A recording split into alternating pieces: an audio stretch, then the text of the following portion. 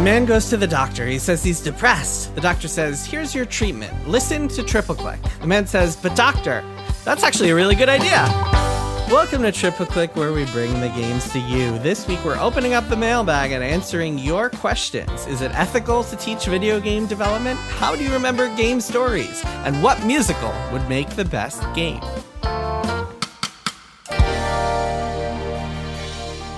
I'm Jason Schreier. I'm Kirk Hamilton. And I'm Maddy Myers. Hello, welcome back. Hello. Welcome back, everyone. Yeah. Episode of Triple Click, our old video game podcast. It is kind of old at this point. It is a little old, and hey, if you want to keep us growing older and older, you can support us, because we are entirely supported by listeners just like you, and we are very grateful to all of you who make this show possible by going to MaximumFun.org/join and becoming a member, helping us make the show, and also getting bonus episodes every single month. We have a whole lot of cool ones in the pipe. We just released one on Final Fantasy VII Rebirth, where we did a deep dive into that game, and we've got more cool stuff coming in the near future. I think we're going to do kind of a weird experimental one this month. We'll see how that goes. And yeah, just become a member. What are you waiting for? Just go sign up. What are you Give waiting us for? your money. What are you doing? MaximumFun.org/join. Join today. All right. This week, we are opening up the listener mailbag. We got a whole lot of questions, and we want to read them. We want to answer some listener questions. So just a reminder before we get started, you can always reach us at tripleclick@maximumfun.org. Email us your questions. And as always, as I always remind everybody, short is good, brevity is good, and think a little outside the box. We like questions that are not kind of the typical questions that we'll get. Mm-hmm. Sometimes we'll answer a question even if we've kind of addressed it before, but usually we like ones that are a little bit more unusual. Mm-hmm. All right, Maddy, what's the first question? Well, it's from someone named Jason, which is a strange coincidence. And here's how it reads. Hey, Triple Click, longtime co-host, first-time caller. Congrats on 200 episodes. What's it like to be so awesome? Hey, that's true. We have made 200 episodes. Wow, the show is old. What a milestone. What a thing. That's a lot of episodes. What is it like to be so awesome? That is a great question, Jason. You sound very smart and handsome. It's a nice short question, too. Yeah, and it's not one we've gotten before. No, it hasn't. What is it like to be so awesome? Wow, we made it to 200 episodes, guys. Yeah. Pretty good. Exciting. That's pretty cool. That means going. we've been doing this show for almost exactly 4 years. Yeah. 4 years since we all left Kotaku. Yeah, I was going to Kirk, say. you left Kotaku before, but Maddy and I left Kotaku. And Later. Kotaku split screen. We put that show to an end, and we started Triple Click. It was, and now we own our 4 years show, ago. and we do what we want. And Pretty it's great. cool. Yeah, it is pretty cool. Pretty cool. It is really cool. Yeah, 4 years. It's wild. Solid. We're about to graduate from podcast high school and go on to college. Yeah, that's what happens at 200. Wow. Yeah, after 4 years, your senior year. Yeah, after 4 years, we get our diploma. We walk on Mm-hmm. stage. Jesse Thorne gives us a piece of paper. Yeah.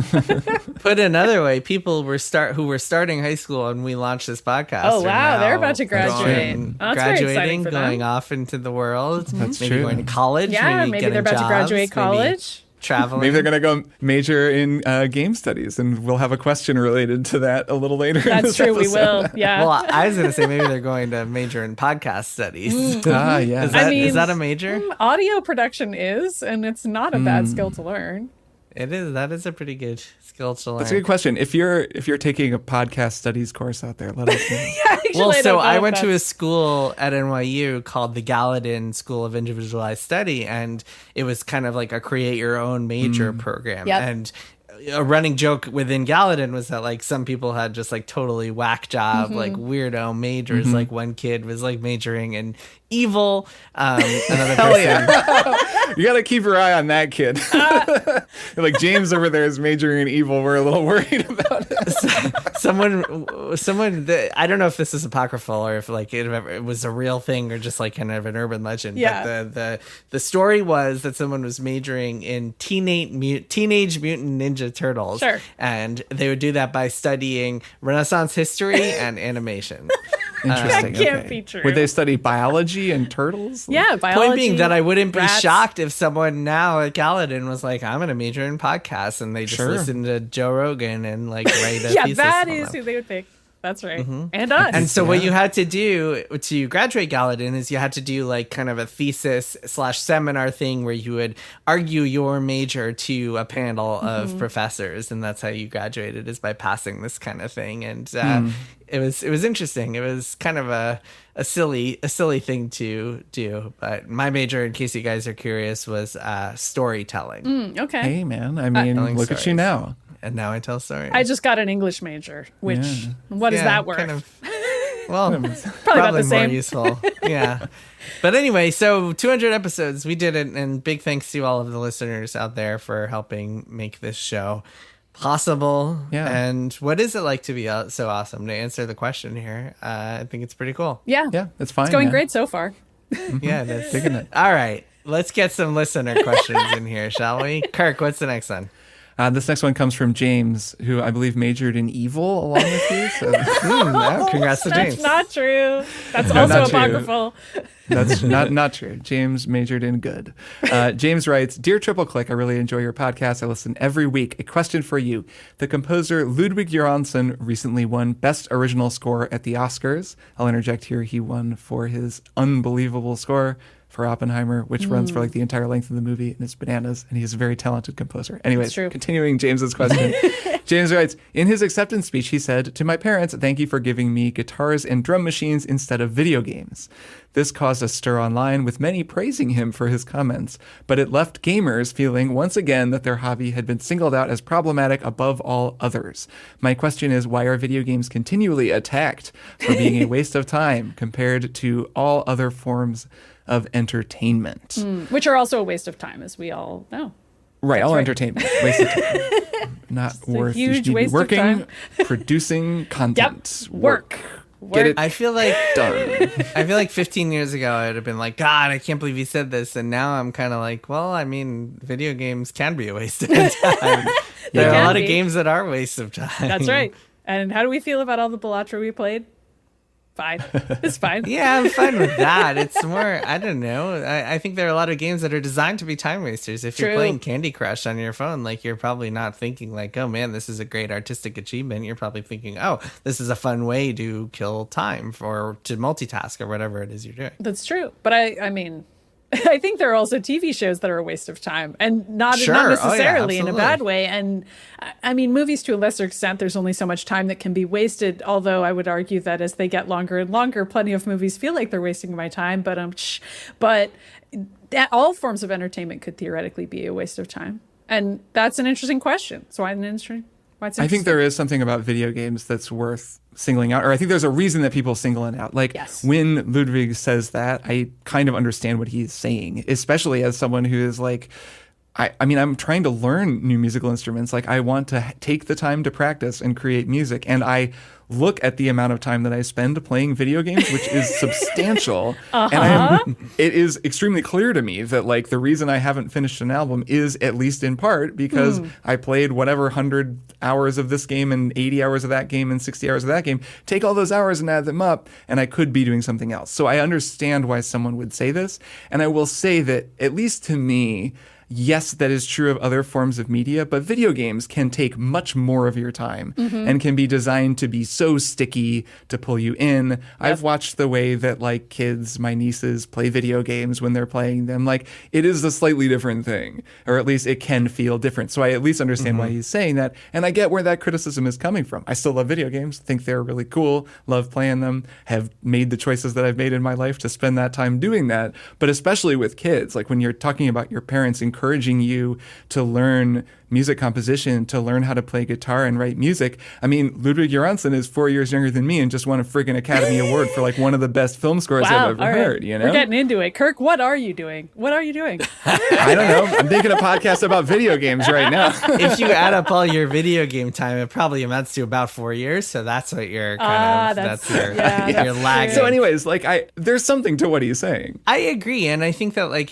when you're a parent, especially, you're kind of like, well, I mean, games, coming at this as obviously a big video game enthusiast and a parent, I think that like I'm never going to be like to my kids, you can never play video games, you must play music instead. But I do think that it's really, I do think it's really important to find a balance. And something that I now as an adult look back and appreciate that my parents did is that like if I was ever home, if I had a snow day or something, or like a day off from school, they would have me put together a schedule where I would be like, game time 1 hour, going outside adorable. 1 hour, doing this thing 1 hour. That's great. So yeah, cute. and read a book 1 hour. Yep. And I actually, like, looking back at that, I'm very glad that I did that, because otherwise I would be playing Final Fantasy VI for like 10 hours in a row.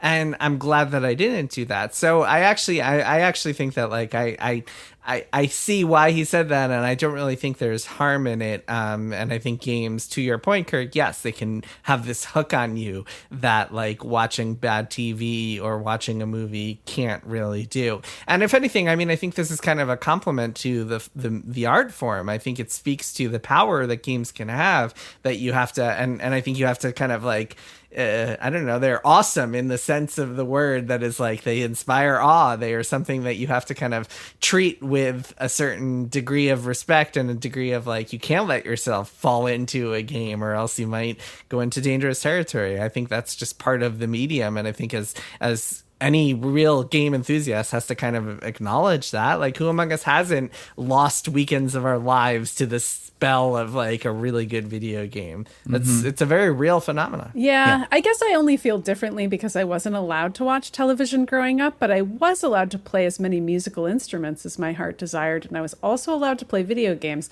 So I have this very weird like snap reaction to Ludwig here, where I'm like, well, why not both? Like, I don't understand. Like, what's wrong with being given guitars and drum machines and then also video games? But then I have to also look back on it and be like, my parents did limit the amount of screen time I have, as it's called colloquially now. It was limited. I had to be like, okay, I'm going to go play a video game. My parents knew what I was doing when I was doing it. I still had a bedtime and so on and so forth. It wasn't just unmediated free time. Whereas if I wanted to go play a musical instrument, I didn't have to ask permission and be like, oh, can I use the television or whatever it may be. I was allowed to do that to my heart's content. So that is kind of a difference in kind of mediating your kids' time, where it's like there are some activities that are just sort of food for the soul, if you will. And then there are things that are, maybe there's some food for the soul in there, but it's also got to eat a little of your soul while it is giving you the food. I don't know if this metaphor works, but y'all are picking up what I'm putting down. Like, they're additive and subtractive. You're gaining something, but you're also losing something. And I don't know. I mean, I could have, there's also times in my life when I've stayed up way too late working on a song, though. And that sensation can feel just as intense. And this isn't a podcast where we talk about composing music. It could be. I'm just saying, Maddy, we could pivot right now. 200th episode, we become a songwriting podcast. It's an interesting thing where I'm like, I wonder if Ludwig also felt that sense of addictive draw to like playing music, that can also happen, of like obsessively fine-tuning things, practicing over and over, staying up late doing that. And if that's why he's like, I'm glad that this was the thing that I was devoting my life to, because I could have instead been addicted to video games because I have an obsessive personality. I don't know. I'm projecting this onto him just based on my own experiences with it, of feeling that way sometimes. I think there's something to that. I mean, a big reason that I love video games and music are because they both involve flow states. They both induce the same kind of feeling. Like when you're really in the studio and writing music, it has that similar wonderful flow state. And I mean, I don't know, like, this quote could be read a lot of different ways, but generally saying to your parents, thank you for encouraging me to pursue something that required discipline, that encouraged my creativity and allowed me to learn the skills I needed to do this thing that I now love doing, rather than giving me a video game and saying, hey, go have fun, kid. Like, I think you could just read him saying that, and that alone, that totally makes sense as a thing to thank your parents for, especially when you're like now a very successful and presumably artistically fulfilled composer. Like, you know, that's cool. I totally get why he would thank his parents. I think he for should maybe try playing Baldur's Gate 3, though, because it's pretty good. My question for him is, how many times did he die when he was trying to beat Returnal? That's my question for Ludwig That's Heroes. a really good question, Kirk. What if his parents had given him Guitar Hero and like Drum Hero and Rock Band instead of what? We have some rebuttals for you, Dumb Ludwig. rebuttal to give. One other thing that I'll say is that gamers need to kind of get over it. Like, I think that 15, 20 years ago, it was totally fair to be like, man, games are just being targeted all the Jack time. Thompson Fox era? News Yeah. is going after them on for violence, yada, yada, yada. But like today, I mean, come on, like games are not like anyone who doesn't take games seriously or like talk about games in the same breath as any other art form is just not someone worth listening to. So I think we have to get past this kind of like innate Knee-jerk, defensive. Yeah, exactly. I don't think we need that anymore. All right, let's keep going. This next question is from Julian. Julian says, love the show.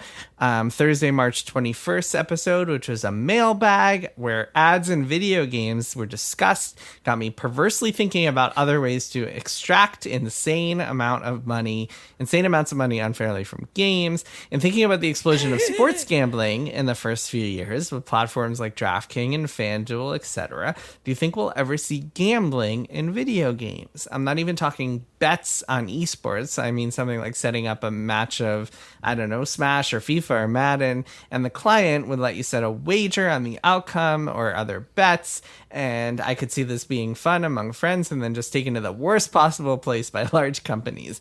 Is something like this inevitable? Would legal restrictions prevent this?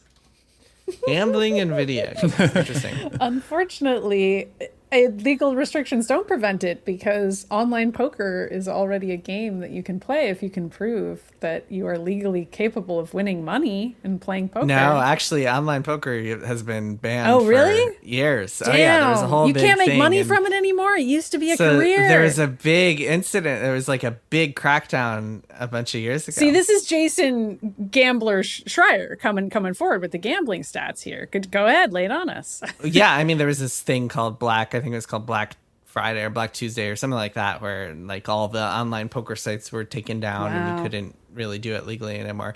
So do you think that's part of why this type of thing couldn't happen now? Because there are some other soft gambling formats that just don't involve real money that games use all the time. Well, none of us are legal experts. The legal part of this isn't as interesting to me as the concept of like gambling. Like, would it be fun to have gambling inside of a game somehow? And I'm failing to see how that would be interesting.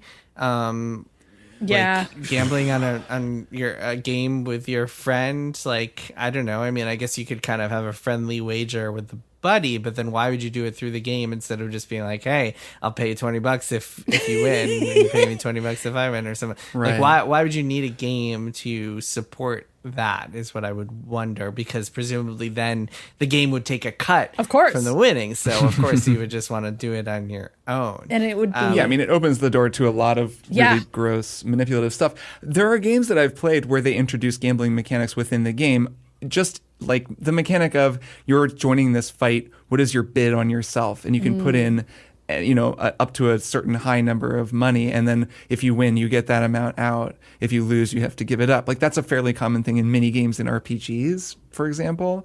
And it's a way of adding stakes. I would say that in a Souls game, when you're fighting a really hard boss that you've really been trying to beat, and then you're finally on a good run and you start using your consumables. When you use your consumables, that's for me when I'm like, okay, I'm using the thing that sets my sword on fire. Yep. I'm using the stamina potion that I only have one of that I can't get more of.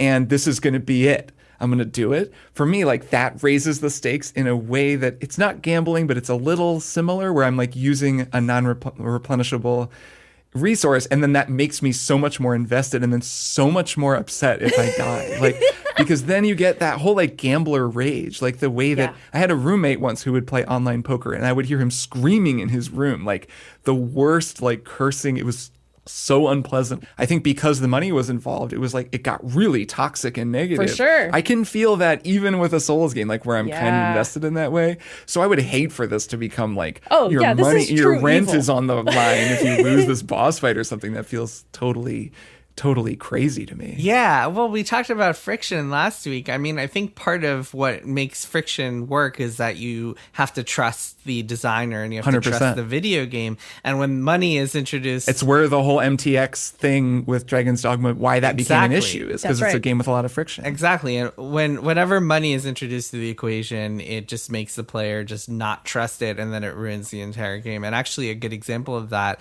I wrote about in Play Nice, my new book, in Diablo 3, because Diablo 3 is a game, when it first came out, it had a real money auction house Yes. attached. And it also happened to be really difficult, and it was really tough to get loot in the highest difficulty setting. Sorry, the end game was really difficult when you got to like Yep. Nightmare Mode, Hell, etc. It was really hard to get loot, and it just gave players this kind of like ugly feeling of like, man, the best way to get loot right now is to go spend money on it in the real money auction house, and the game is like pushing me to do that, and that Yep. feels really gross. Yeah. And I think that was totally unintentional by the developers, but still it introduced that equation to it. And then taking that one step further, this is why Web3 and blockchain and video games will never work and has never worked That's a and great can never example. work, Yeah. because when you introduce money to the equation, nobody wants to play it anymore because nobody can trust that the game is being fair and having mechanics that are fair.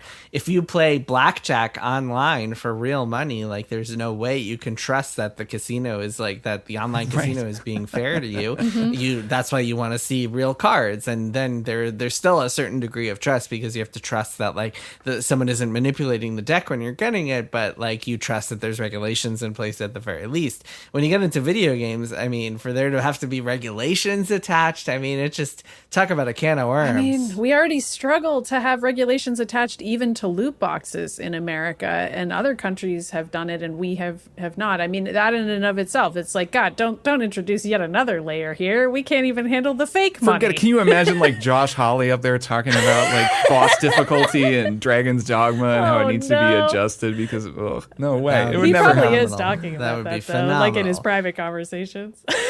He probably has an opinion on it. Yeah, so it's hard to see it working, but it's also, I mean, as someone who enjoys the occasional bout of gambling on sports, I don't see it ever really being a fun thing to do. Part of the appeal of betting on sports is that, okay, I'm watching this 3-hour sports match. I want to be invested in the outcome of this. So I'm going to put money on this team to win. So I have a rooting interest and I can be really excited when they win or really sad when they lose.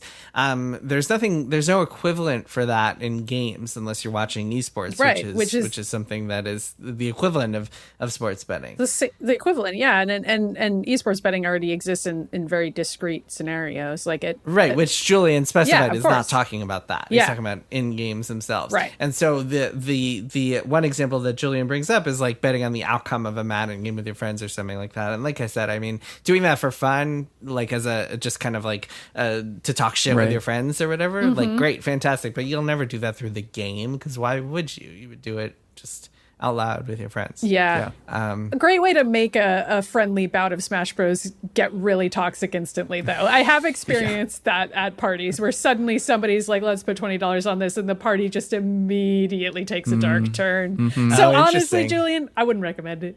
Yeah, that's funny. Some people, yeah, it has to be the right people. It has to be the and it right has to be, vibe. like- No one can be a sore loser. Yeah, Also, yeah, that's the as key. you say, Jason, as soon as actual money is involved, everything changes. Like the Everything tone changes, changes, yeah. the vibe changes. It's just different.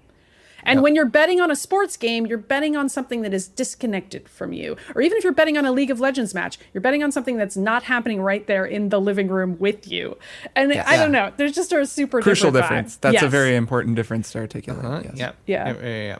When you know the people Yeah, involved, it's all exactly. different. It's and there's a reason it's illegal. Well, and when you're directly responsible for the outcome, you're playing the video Right. game. So Right, if you're right. losing, And- like you're losing money because of your own inability to win. And also, like, sports players notoriously are not allowed to bet on their own performance. That's like a whole thing. So there's actually, as we speak, there's a big controversy involving an NBA player who was potentially tied. It's not proven yet, but could allegedly be tied to betting on unders of himself. So like underscoring X number of points. Geez. Sort of like throwing a match, basically. He took himself out of a game and like wasn't and like didn't score and so on and so forth. So there are actually a couple of those controversies. There's also another giant one in baseball going on right now. So there are a few sports betting controversies that will only just grow exponentially over time. So it's not like sports gambling is going super well despite the crazy amount of money attached to it. Anyway, let's keep moving. Maddie, what's the next question? So this one is from Caitlin, who writes, first off, huge fan of the podcast and very happy to be a Max Fun member. Thanks so much, Caitlin. Mailbag question for you.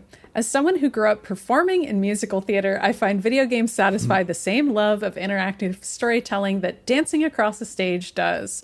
Working together with my playable characters and the video game developers to tell a story feels very similar to working together with cast and crew to present a stage show. If you could make a musical out of any video game, what would you pick?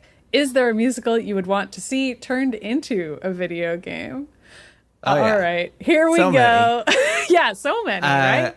Fiddler on the Roof. You play as Tevye the milkman, and you have 5 daughters. So it's kind of like a Stardew Valley thing. You have to like manage your 5 daughters. I'm having deja vu right now. I feel like you've pitched this before. Not a bad thing, but I do feel like we've had this conversation at some point. But I love the idea. Keep it. I believe it. It's a great idea for a video game. Kirk, as a noted musical fan, I feel like I have to throw to you next. Well, I think that, Hades is already kind of Hades Town as a video game. It's almost got the same name. Orpheus is in it. There's a lot of good music. It's sort of similar. I don't know. Would Cats be a good video game? Like there's a bunch of different kinds of cats. Like Mungo Jerry has different special abilities compared to Rumble Teaser. Yeah, it would be kind of like a Mega Man scenario where like there's a different boss every level and you have to like fight, You're playing as are you playing Grisabella? And you're playing as Grisabella and you have to get to the thing at the end where you die and you go on the trapeze. That's what happens at the end of Cats, more or less. A couple more suggestions. Well, actually, Maddie, you go first, and then I have a couple more suggestions. Oh, boy. I mean, I would actually see a stage production of Alan Wake 2. I just want to put that out there. I'd like to manifest that in the world. That video game already kind of is a musical and a play, and that is kind of a game where I'm like, maybe this should have been a play. Maybe it didn't need to be a game, and we could have just made this a musical, and that would have been a really, really cool musical. Well, okay, fair enough. It's not to say I don't love the game, but I do feel like there's a version of it that is a stage play that's a horror show about a sort of Stephen King-esque writer and has the songs, and I think that's a fun concept for a show. Is there a musical I want to see turned into a video game? Oh boy, I don't know. High school me would have said like Rent or something, but I don't know how. I don't know what that would even look like. Yeah, what would Rent be? It'd be like a visual kind of novel. A Final Fantasy VII-esque, like your best friends and you have to fight against circumstances of capitalism instead of Shinra. It's your friend Benny or whatever. Fight against Benny. Stupid responsible Benny. It could be like a simulator, like a money simulator type thing. Yeah. I don't know. Okay, couple suggestions for me. Hamilton. It's half of it is a Revolutionary War shooter game, and then the other half is a political simulator, like Game of Thrones-esque. Game of Thrones. You have to out. Sort of like a Paradox, one of those kind of grand strategy political games. There's like rapping, like rhythm games that you have to there's play a Parappa the Rappa part of it as well. For the rap battles on the floor of the house. Little Shop of Horrors, of course. You one of the have greats. to battle a giant plant. Wouldn't that be like a kind of Stardew Valley? Like you're maintaining the plant. You have to feed it different things. That's true. So that would be actually a good. I could see that being a good game. Yeah, or you play as the plant. And you have to be the plant mastermind trying to convince different people how to feed you because the plant wins at the end of the musical. It sure does. I know. I just saw that musical a couple of years ago. Sweeney Todd, a stealth game, a stealth Sweeney Todd. Okay. Do you play as Mrs. Lovett? You have to cover up the murders or what? Yes. Oh, yes. That would be perfect. Actually, you have to cover. You have to find victims. That's right. And get them to Sweeney Todd and cover it up. That actually sounds like a great game. Yeah, it would be a fantastic game. That would be so cool. Grease, just because you just play as a bunch of grease balls. Just like a who are Persona just game. like- You're in high school. Yeah, exactly. Yeah, Persona. the thing about Greece is nothing happens in Greece. Nothing Greece happens. has no actual Nothing story. happens. Grease, you would have to add story. Well, it takes place. It's a Persona game. It takes place over a single summer. okay. It's like you in have a to high build your school. social link. like, Sure. Okay.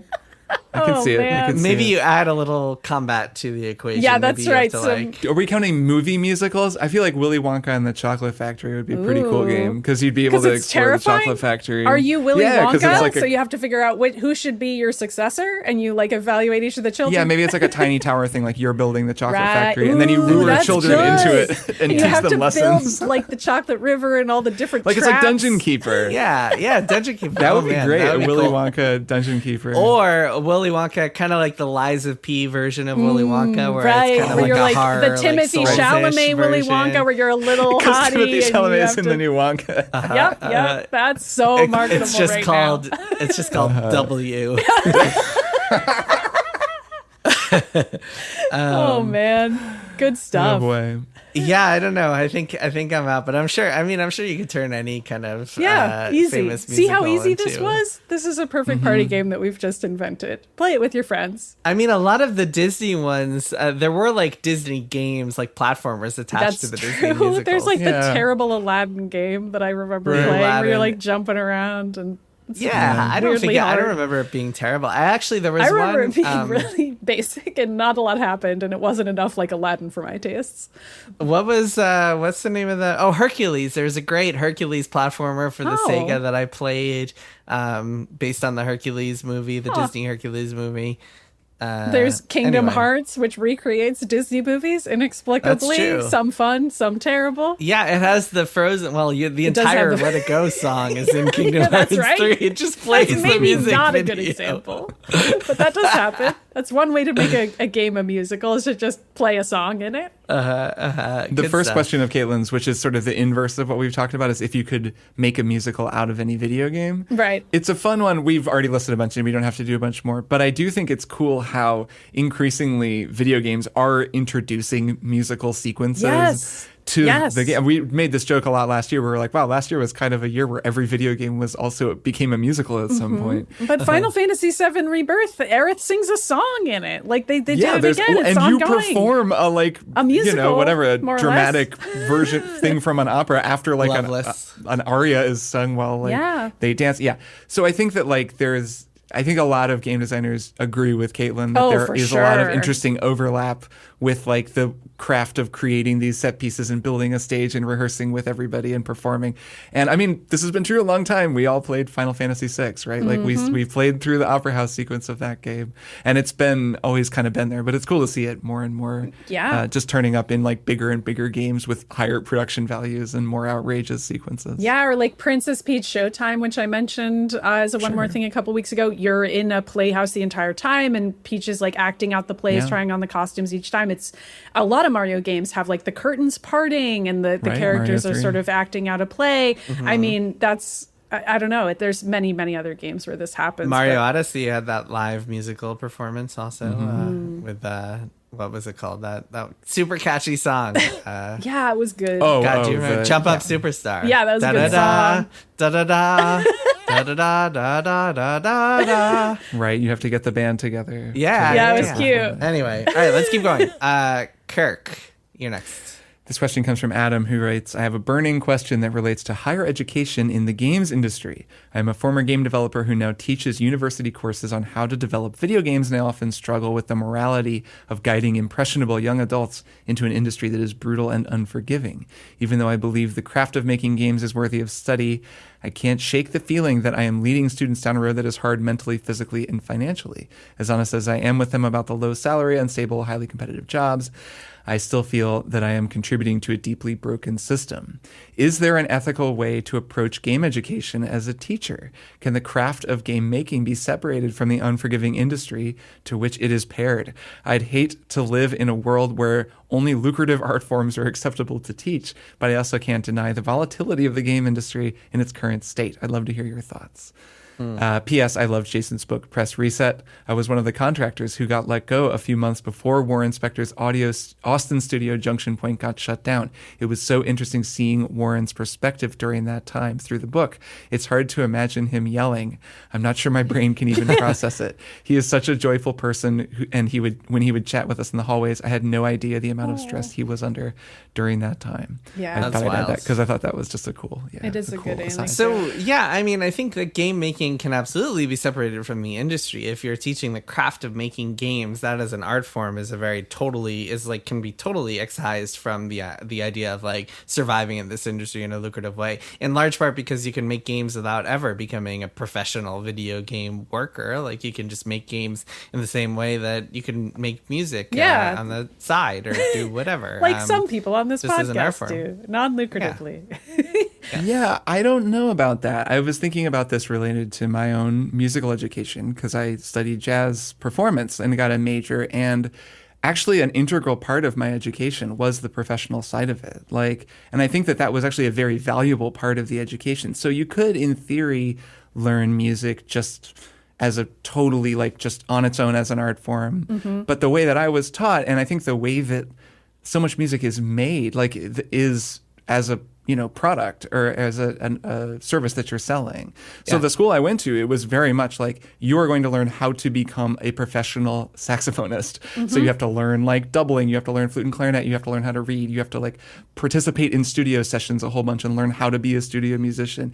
You have to be in a band, you have to learn how to work with people to get gigs and sub for people. And there's a whole apparatus at the school that was simulating a little microcosm of a jazz scene that we all then had to participate in. And I graduated feeling ready to enter the world.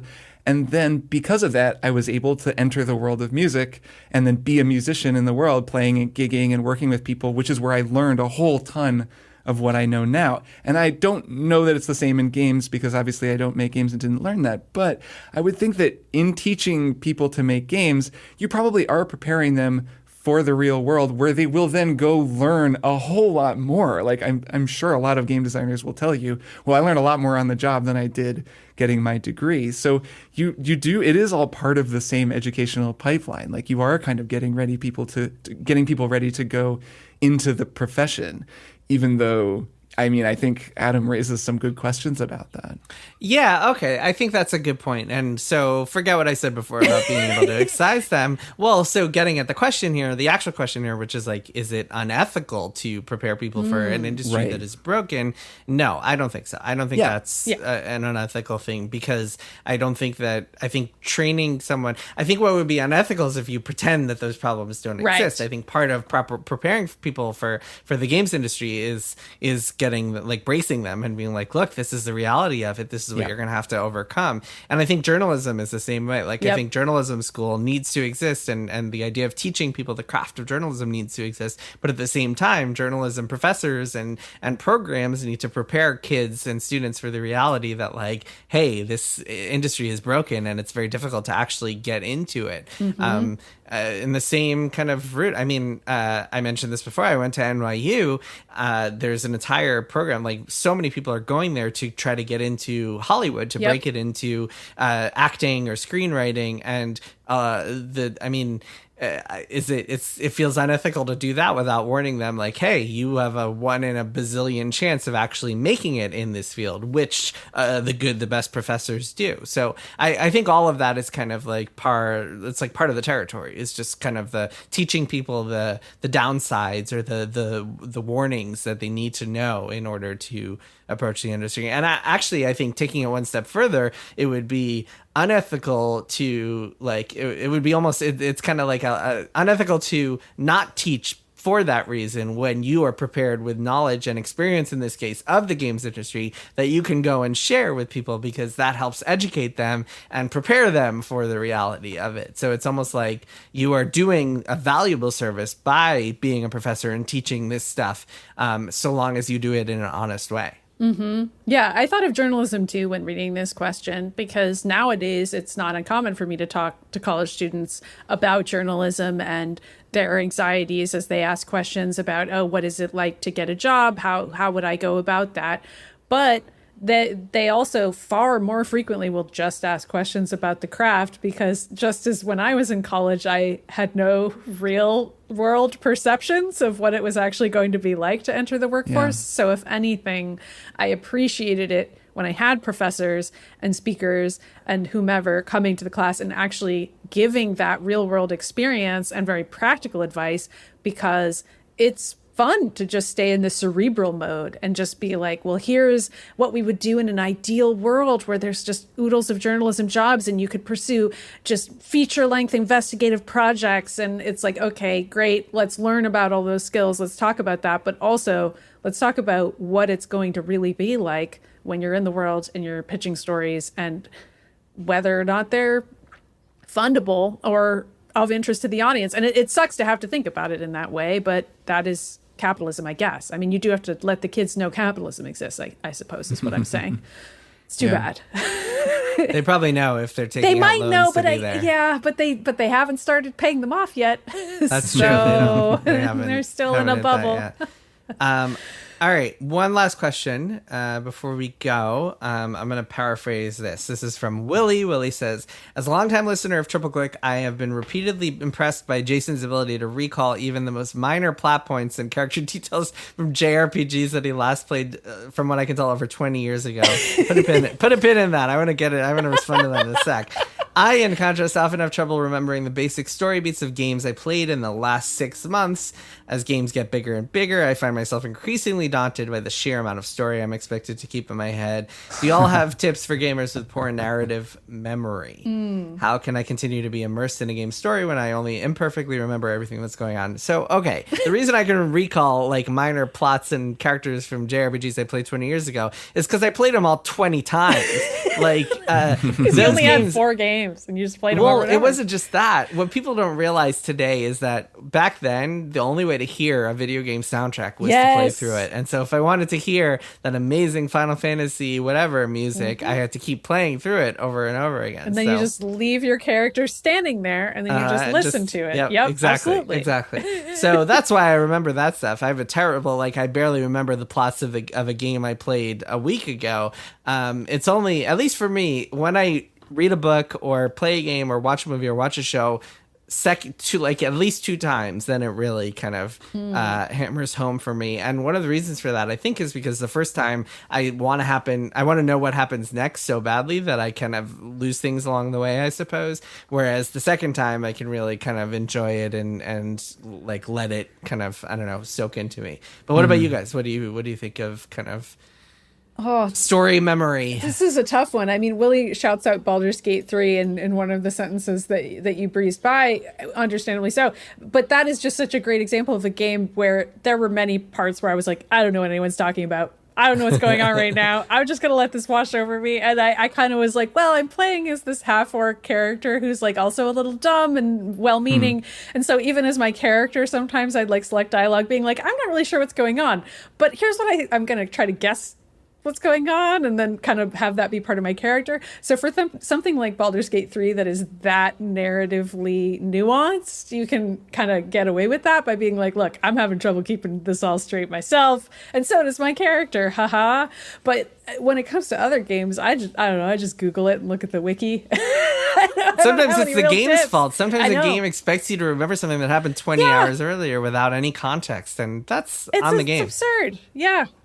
I have some thoughts and tips on this. Yeah, I definitely have found, especially over the last 5 years, I'm sure just as I've gotten older, and it honestly feels like, so it's partly just my brain connections are slowing down a little bit, and also my brain is fuller than it's ever been because I've been alive longer, so there's just more in there. And it just sometimes feels like it is harder for me to keep track of something that I played this week compared with something from 20 years ago where I'm like, oh yeah, sure, Grim Fandango, I'll tell you every character's name. Yeah. So I think some of it is just like that brain stuff. And I definitely have some tips, I guess, or some things that I've noticed about my memory. One thing is I find that reading things helps me retain, especially names and sort of places and titles. when I am watching shows, I find that it's very helpful to read recaps. Even if I'm watching a show where the whole season is out and I've watched like 4 episodes, I'll go and read a recap of the first one, and it really like locks everything into my brain. Just reading every name as like a recapper re-describes in their own words what happened. I'm like, right, that's that person and that person and that person. And then because I'm reading it, it's like, you know, your brain takes in information differently. So then in games, I think for some people, I bet that turning on subtitles helps with like remembering the names of different fantasy characters or whatever. And a lot of games now also have those codices, like a codex that you can go and look at that'll just be like, here's this character. Dragon's Dogma actually has this. Like a lot of them have it. You don't ever go look at it because a lot of people don't, but you can. FF7 Rebirth also, there's like this codex with like really helpful little Wikipedia entries for everything in the game.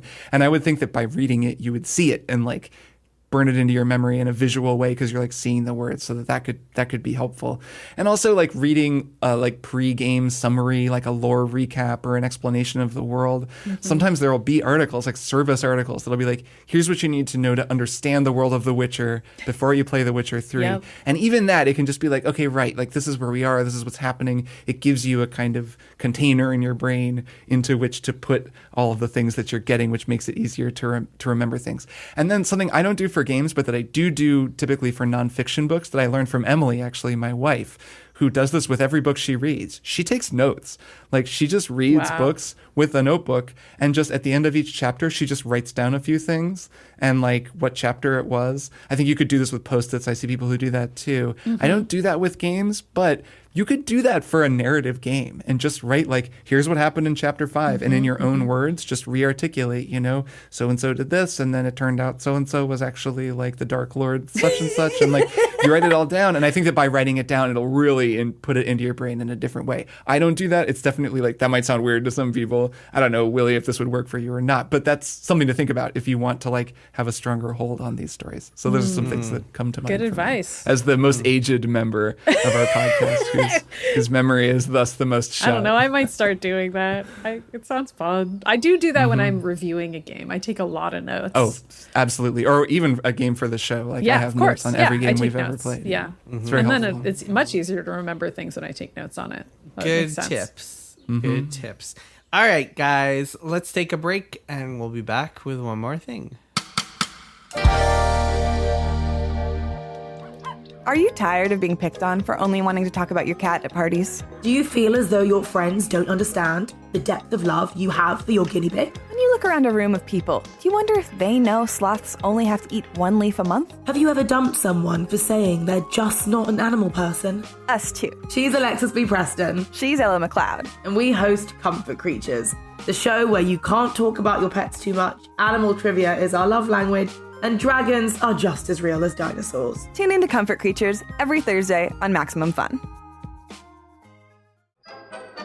What is up, people of the world? Do you have an argument that you keep having with your friends and you just can't seem to settle it? And you're sitting there arguing about whether it's Star Trek or Star Wars, or you can't decide what is the best nut, or can't agree on what is the best cheese. Stop doing that. Listen to We Got This with Mark and Hal, only on Max Fun. Your topics asked and answered objectively, definitively, for all time. So don't worry, everybody. We got this. We got this. And we are back. Kirk, Maddy, it is time for one more thing. Once again, We made it. Kirk, why don't you go first? All right, I'll go first. My one more thing is an article about F1 racing that I read a little while back. It was published at the beginning of March, and I wanted to make it a one more thing for a little while, and now I'm going to. And it's sort of a sideways way of just saying that F1 racing itself is very interesting. And Emily and I have been watching this show F1 Drive to Survive that I think is very popular on Netflix. The infamous show, yes. Yes, and as a result, like we're in season 2 of that now, and I have sort of become at least sort of interested in F1. Like, it is a fascinating world that I knew nothing about. That's very popular all around the world, and then in America has only just started to become popular. I think thanks, at least in large part, to this Netflix show. Because the show makes it very easy to learn what's going on. They edit down the races and kind of show you the narratives and introduce you to all the characters, the drivers, the team owners and managers, and kind of they build a little narrative into each episode. It's a very watchable show. It's super entertaining. And then F1 itself is like a bizarre, kind of perverse, fascinating world. So the article I want to talk about is a fantastic article about F1 that I would recommend to anyone who has watched Drive to Survive and is sort of, at least sort of new to F1. My sister told me to watch F1. And when I started thinking about watching it or thinking about F1, I didn't even really know what it was. Like, I didn't know that F1 racing is distinct from IndyCar racing, for example, or stock car racing, in that F1, I think there are now some regulations, but it's not really regulated. So like Ferrari has an F1 team, and the whole thing, they spend hundreds of millions of dollars every year trying to make the fastest car that has ever existed with no restrictions on them other than like how fast can you make it. And then they race that car with their drivers. And Mercedes does the same thing. And then all these other teams use various engines made by various manufacturers. IndyCar and NASCAR in America, those are like, you have to use one car. You have one engine. You can tool it and like tune it however you want, but it's down to the skill of the driver. And like NASCAR, they just drive in circles over and over and over again.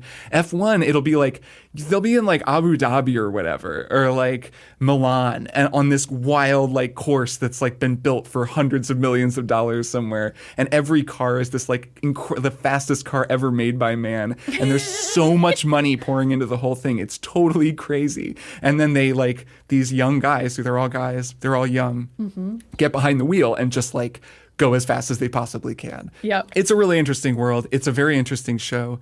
It makes me feel kind of like there are things about it that I find like extremely uncomfortable, or at least there is so much money flowing in. The sponsors, it's like everything is sponsored by like Rolex and like Fly Emirates and like just like a lot of like there are oligarchs everywhere. It is like where billionaires go to have fun. Like if you're truly rich, you're into F1 and like probably own a team or something. Like it's very much like lifestyles of the ultra rich. So that brings us to this article that's my one more thing, which is called Behind F1's Velvet Curtain. It was written by Kate Wagner. It was originally published at Road and Track, which is kind of just a very meat and potatoes car, like race driving magazine. It was published and then pulled without explanation like a day later. And that's the only reason I know about it. It's a fantastic example of the Streisand effect. I heard about it, this article too, for the exact same reason. And now Defector maybe I'll covered actually it, read it. I heard about it and I was like, I bet there's an article about this on Defector. And like Patrick had an article already up on Defector, which was great. So this article is really good. You can read it. There's an archive of it. And they've also put it up at Escape Collective, which is another kind of defectory outlet where you have to have a membership to read it, but you can get a free trial. So we'll link to both of those in the show notes. It's a very, very good piece of writing by Kate Wagner, a journalist who went to an F1 race.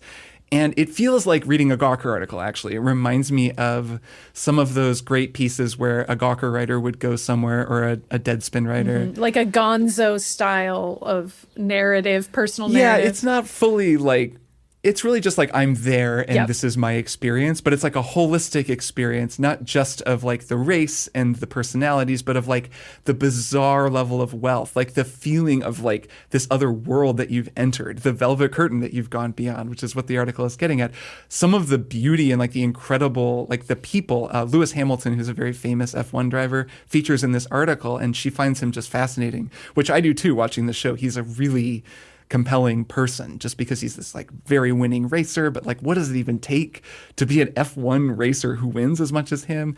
And then the car itself, this incredible thing that has been created, all this money and energy that's built this device, but for what purpose? It's a really, really good and really smart article. And that is actually the thing that I want people to go read. I'm sure if some people watch Drive to Survive, that's a fine show. It's cool. F1 is a weird, interesting sport. Go read this article. It's a super interesting take on it, and I think it's worth checking out. So wait, so why was it They pulled? never really gave a good reason. I thought you were going to say it's some big investigation into the oligarchs, and that's why it was pulled. No, it's like very critical of the money and of the access and the way that journalists like, you know, kind of like play the game to get access. It's a kind of edgy piece. Reading it, I was like, I don't see anything wrong with this. And also, it made me read Road and Track magazine, and I'm betting a lot of other people did too when they wouldn't have otherwise. So I don't know why an editor would pull it, because it's interesting journalism. There's nothing wrong with it. The editor said something along the lines of, I didn't know this was getting published and it's not right for us. It was a very vague statement. They gave a statement to Defector.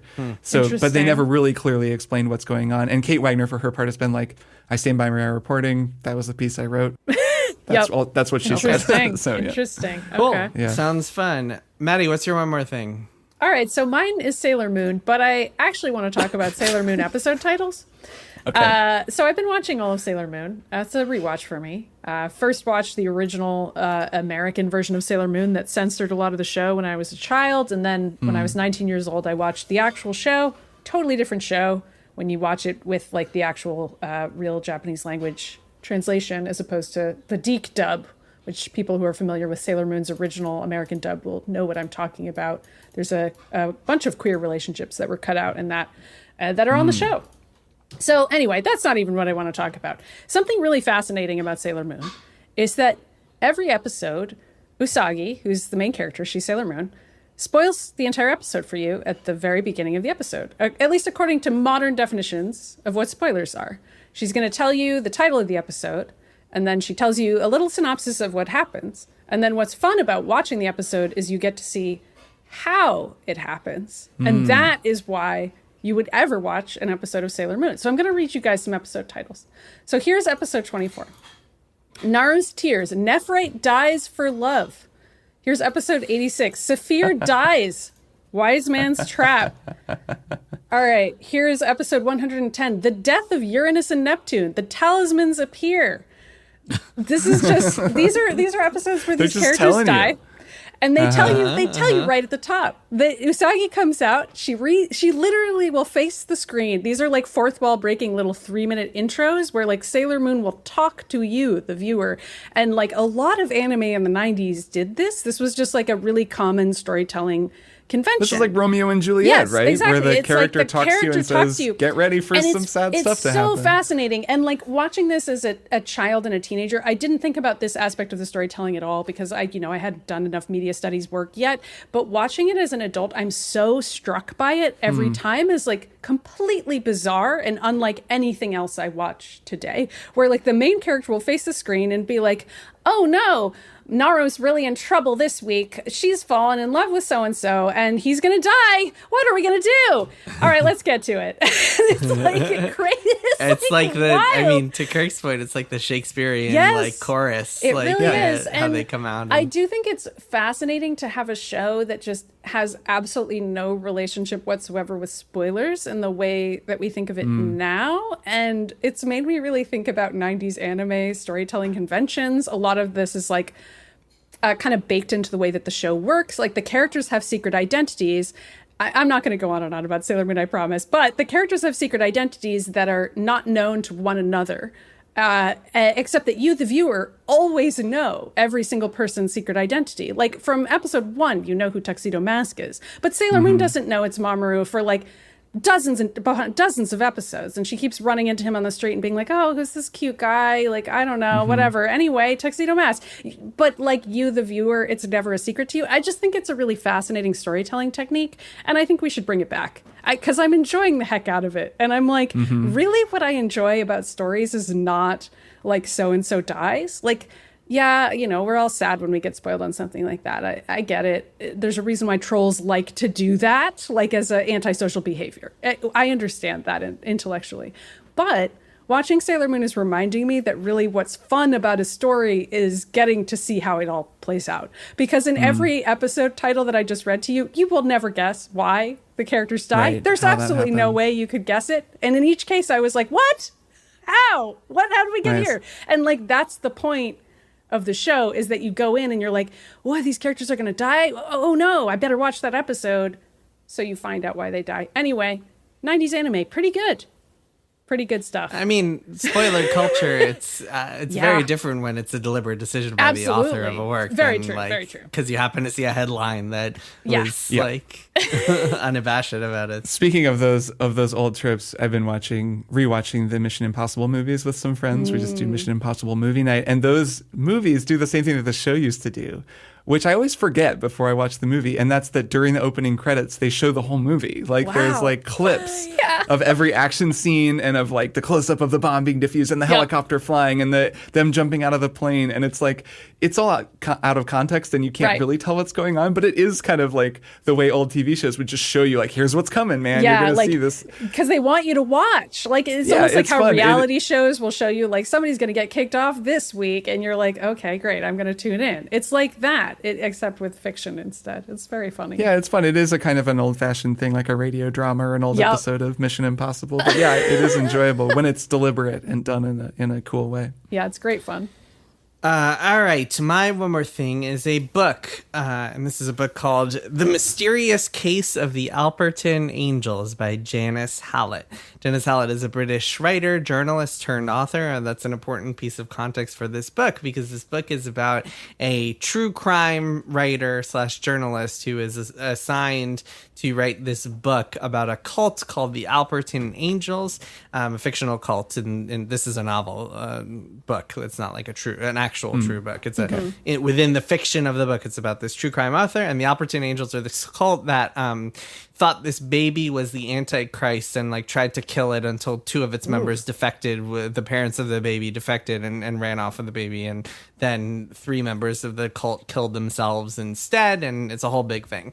And it's what's interesting, the kind of hook of this book is that it is entirely told through a combination of emails from the journalist, transcripts of interviews she's having with people, and kind of like excerpts of books and screenplays that are relevant to the story. Epistolary novel? Yes. Is that what that's called? Exactly. Yeah. That's exactly what Like it is. Carrie. Yeah, like Stephen Carrie. King likes to do that. Yes, and it's a really interesting kind of framing, and what I find really kind of chilling almost about it is the way in which it captures the journalistic process, and also the way in which the main character of the book violates all sorts of journalistic ethics in all sorts of ways Why are as she is journalists in going. fiction always like this? They are terrible. Yeah, I can't tell. I haven't finished the book yet, and I can't tell if it's just kind of British tabloid standards, or if you're meant to be reading it as like, oh, this woman is really just like an unethical journalist. Right. I can't, I don't have a read on that just yet.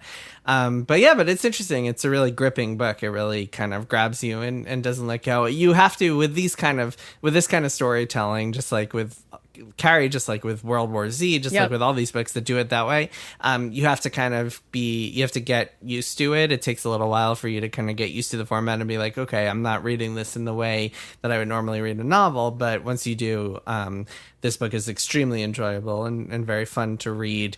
A lot of the charm comes from the way in which it is told. And there's one thing I really enjoy about it, which is that there's a character in the book named Ellie Cooper, who is the assistant of the journalist, the main character, whose job is to transcribe the interviews. And every time you read an interview between 2 people or a conversation recording between 2 people, Ellie is adding her commentary sometimes. He does that in Ministry for the Future.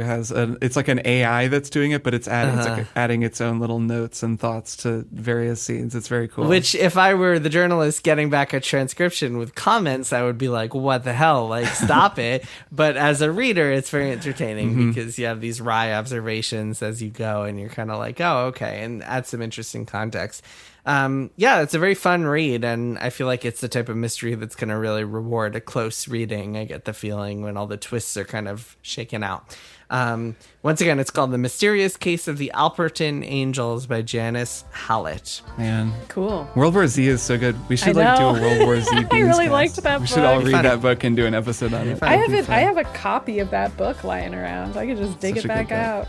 Yeah, I would good stuff. reread that. All right, that is it for this week's episode. Kirk, Maddy, see you both next week. Yeah, see you next week. Bye. Triple Click is produced by Jason Schreier, Maddy Myers, and me, Kirk Hamilton. I edit and mix the show and also wrote our theme music. Our show art is by Tom DJ. Some of the games and products we talked about on this episode may have been sent to us for free for review consideration. You can find a link to our ethics policy in the show notes. Triple Click is a proud member of the Maximum Fun Podcast Network, and if you like our show, we hope you'll consider supporting us by becoming a member at MaximumFun.org/join. Find us on Twitter at TripleClickPod, send email to tripleclick@MaximumFun.org, and find a link to our Discord in the show notes. Thanks for listening. See you next time.